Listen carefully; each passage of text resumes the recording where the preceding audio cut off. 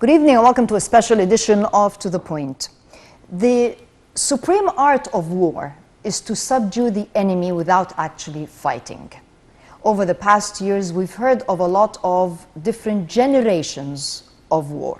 This evening on To The Point, we'll be shedding light onto how do those generations differ, how have they evolved, and maybe more importantly, how can we really protect ourselves against this form of war? With us this evening on To The Point is Major General Dr. Nasser Salim, advisor and strategic expert at Nasser Military Academy. A pleasure to have you with us. أهلا بيك يا فندم معالي اللواء. شرفتنا في برنامج الصميم. الحقيقة إحنا يعني وفقا لدراسات كتير According to many studies and analysis, the armaments lately have differed according to strategies, and over the past 100 years it was a huge development in armaments and different generations of wars. And during the past years, we have heard about this term a lot, and the development is really speedy. Where are we, and what's the difference between the different generations? There are different definitions due to from one country to another, from a perception to another, but generally it started with the non-fire armaments, different preliminary armaments, then fire armaments, then destructive armaments, as we have seen, nuclear weapons that can destruct the whole city. Humanity developed the art of killing, and they kept on thinking in easier ways to kill. How can you kill people in a cheap way? How can they kill? So the third generation and the fourth generation have appeared. Here, maybe not many people talked about the Cold War. This is one generation of wars before the fourth generation of wars. So the Cold War was before the fourth generation of wars. It includes economy, moral, education, and so many aspects, so that I decrease the abilities and capabilities of a state without using armaments and weapons. Fourth generation warfare is about how to make your enemy kill himself. Kill himself by himself in a process of phases. And there is one point, a shared point here is the war of information. Aviation war, armored war, killing through fire shooting, killing through basic weapons. But here I make the information the killer. This is different. A missile here, I make it in the form of information to bombard information that destruct everything. So, speaking about decision making, it's based upon information. So, as the example of hot water, if it hits me, then I just feel it, that it's very hot, and I need to get back and set back. It's my will to get away from it. I felt it and I got away from it. Here's another example. If I tell someone that his car was destructed, he will just go run away to see what's going on, even if the information is wrong.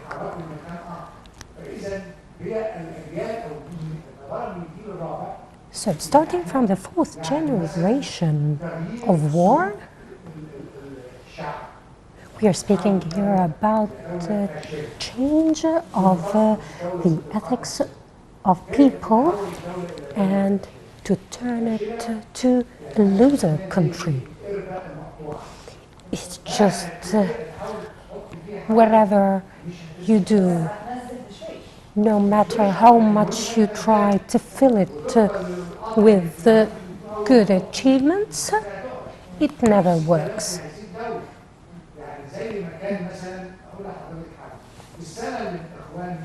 So, when the Brotherhood, the Muslim Brotherhood, assumed the ruler of Egypt, for example, they made people consume resources of the state. In the traffic, they try to make problems. This consumes the resources of the state. Also, they try to destruct education, so they turn it to a losing country. It just fails gradually. The state cannot provide job opportunities, therefore no income. So here comes the internal war. So it kills itself by itself. Violence and revolutions, people who revolt, like what happened in 2011. So let's talk here about the Arab Spring. Could you please tell me about it in this light? From the very beginning, they wanted to rend asunder the Arab countries. So they studied and analyzed the ethnic aspect in the Arab countries.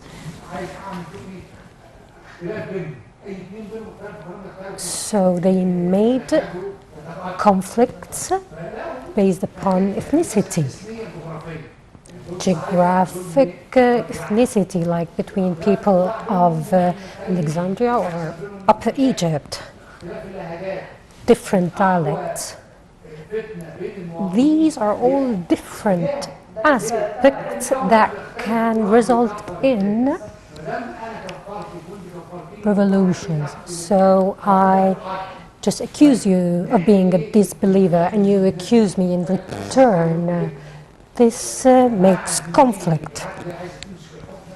So here they brought a religious group that wanted to assume the rule of Egypt. And when they find there is a need of sugar or some insufficiency of oil or other products, so they use it negatively. Before this happened in 2011, the democracy was at its highest as President Mubarak said, just let them write. Let them write. Let them say what they want. So, if we speak here about people, if they don't speak or they don't describe what they want, here you give the hope to the leaders of the Arab countries that they will stay forever. President Ali Saleh, Al-Assad, Al-Qaddafi, President Mubarak, and so many, they gave them the hope that they will stay forever. Just on the basis of good relations with the external countries and on the international level. And then they have their calibers and they teach them how to make a revolution internally and how to face the mechanisms that the leader have to make the state stable. No, we are speaking about the German spies that worked on psychological wars. They worked on the morale in the state. So, in the modern language, there are different generations of wars. How it speaks about how to make it self-bombard. If we have enemies, did they fire, shoot anything in any of the countries that had the Arab Spring? No. People went down to streets and they revolted.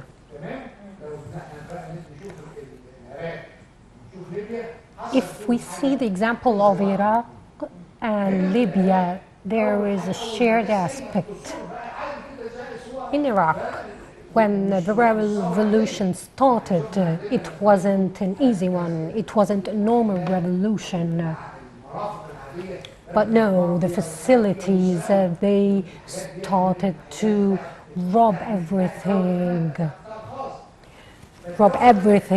in the public and the internal and the private sectors, saying that there is extra use of power. No. The aviation, the control of aviation here was made through 4 phases that were not relevant. No, they destructed the aviation and the infrastructure of the state. Any facilities, bridges, factories, electric stations, they made it back to square zero. And then they destructed the army through aviation. Then they turned to the destruction of main weapons, and then they cancelled the army. So the people just took control of the weapons. Each one who has a weapon wanted to create a state. In Iraq, the Sunni, Shia, Kurds, Yazidis, they made them all fight. The same scenario happened in Libya. So they controlled the aviation in Libya and then destructed the infrastructure and cancelled the army. And then the same scenario happened again, and until now we cannot set Libya free. Just a party wants to have an Islamic state, another wants another state in Barca, for example. Another examples in Syria and Yemen. The army was divided. 2 armies facing each other. Each army is facing the people. They're Each army is supported by different countries.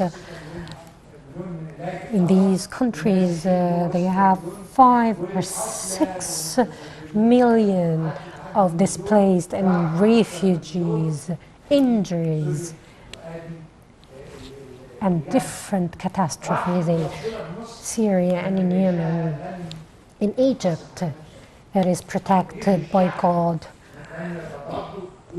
People and the army was not divided, so Egypt didn't fall internally. They set the church on fire, but the Christians said we will pray in mosques, and they were welcomed by Muslims. This was from the traditions and the cultures of the Egyptian nation. Let's talk about the period after 1973, when the petroleum was banned. So Kissinger wanted to occupy Saudi Arabia and take the petroleum, but no. Saudi Arabia said we will set petroleum on fire and we will get back to the desert. And then they said we will change their lifestyle. Changing even pharmaceuticals. We will make them seek medical assistance abroad and not in their countries. And they just fought all the traditional medicines. They wanted the people of this region to eat the foreign food and to stay in air conditions. So now, when there is an electricity outage, they cannot stand it.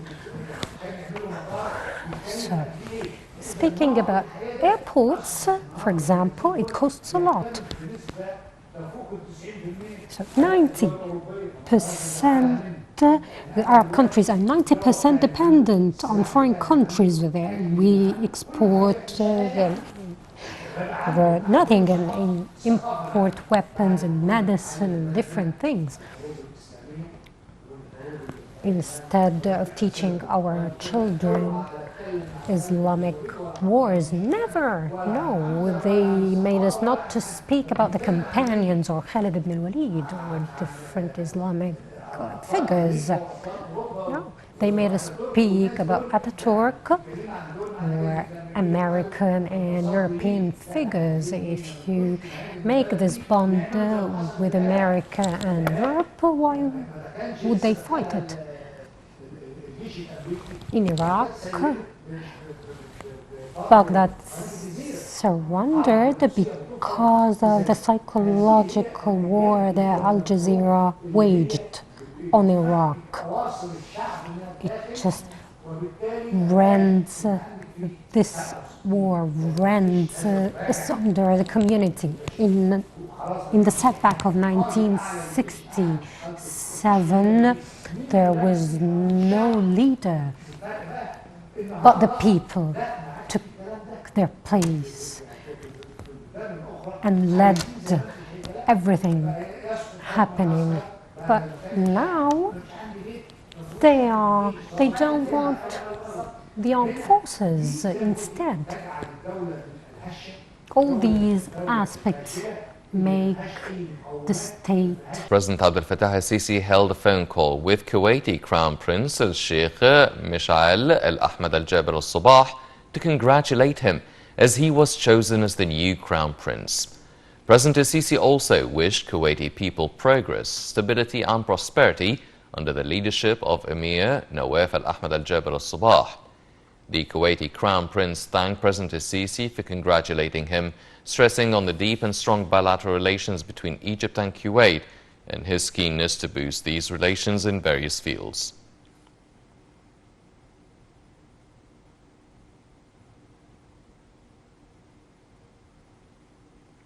President Abdel Fattah al-Sisi on Tuesday directed the acceleration of the implementation of development projects in Sinai, Isawainet and Tushki areas. This came during his meeting with Prime Minister Dr. Mustafa Madbouli, Minister of Electricity Dr. Mohammed Shakir, Minister of Housing Dr. Asim al-Ghazar, as well as the Deputy Head of the project sector, the Armed Forces National Service Authority. During the meeting, the President ordered the integration of work among concerned sectors with the aim of achieving the strategic goal of increasing the urban communities and agricultural land and creating new job opportunities in these areas. Presidential spokesman Ambassador Bassam Radi said that during the meeting, the President followed up on the implementation of the development projects in Sinai, Isawainet and Tushki areas. The President discussed efforts to provide the infrastructure needed for those mega national projects. In addition, the President reviewed progress in regional power link projects as well as social housing and agricultural products. President Abdel Fattah al-Sisi expressed that willingness to continue coordination with Jordan on all levels, either bilaterally or on a tripartite level, including Iraq. al-Sisi was speaking during a meeting with Jordan's Foreign Minister Ayman al-Safadi in Cairo, which was attended by Foreign Minister Sameh Shukri. al-Sisi said coordination with Jordan is becoming especially important before growing challenges in the region, given the historical and brotherly ties between Egypt and Jordan. Presidential spokesperson Bassam Radi said the talks with al-Safadi discussed means of boosting bilateral ties and the latest developments in the region.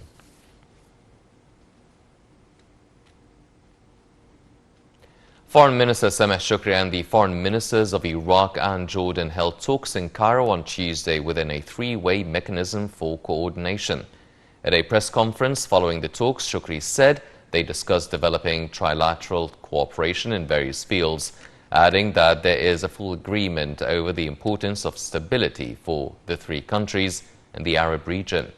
He said the Palestinian cause also topped the agenda of the talks and that they all back efforts for a political settlement. Shukri said he briefed the foreign ministers of Jordan and Iraq on the latest developments over the Renaissance Dam and that there was agreement to continue negotiations to protect the Egyptian water rights. For his part, Jordan's foreign minister said he conveyed a message to him over bilateral cooperation from the Jordanian monarch during the meeting. He described the meeting as work meeting that discussed cooperation in all fields. Safadi said they agreed that the coronavirus pandemic highlighted the need for cooperation among countries. The Jordanian foreign minister stressed that the Palestinian cause is a central and prime cause. He said they agreed during the talks that the three countries share one future and one security cause. He said water security is an Arab national security issue. Addressing the press conference, the Iraqi foreign minister said the talks focused on economic and regional issues of mutual interest. He said cooperation in the fields of energy and oil topped the agenda of the talks.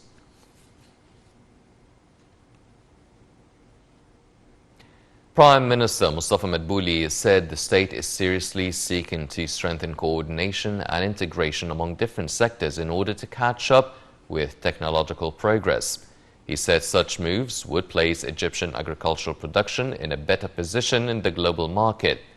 Madbouli was speaking during a meeting with the Minister of Agriculture, Said al-Qusayr. The meeting also reviewed the implementation of the national program to produce high-quality seeds. For his part, al-Qusayr said there is a national program to produce vegetable seeds to decrease the bill of imports and save foreign currency.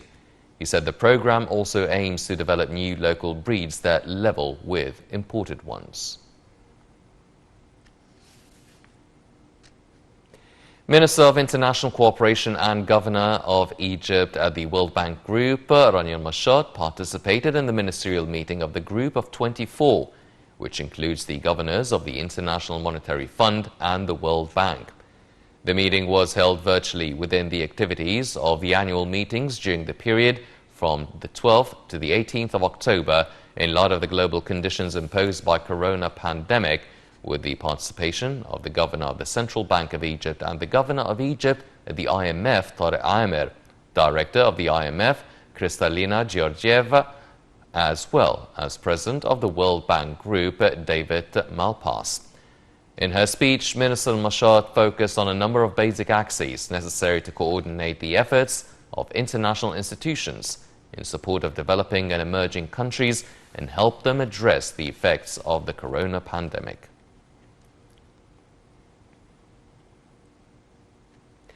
The National Elections Authority, in coordination with the State Council, held on Tuesday a symposium on preparations for Parliamentary Elections 2020. During the symposium, procedures of the judicial supervision on the election were reviewed in addition to facilities offered for the elderly and people with disabilities. Head of the National Election Authority, Councillor Lashin Ibrahim, asserted that the authority ordered all precautionary measures against COVID-19 to be taken during the vote and coordinated with all state services to prepare polling stations.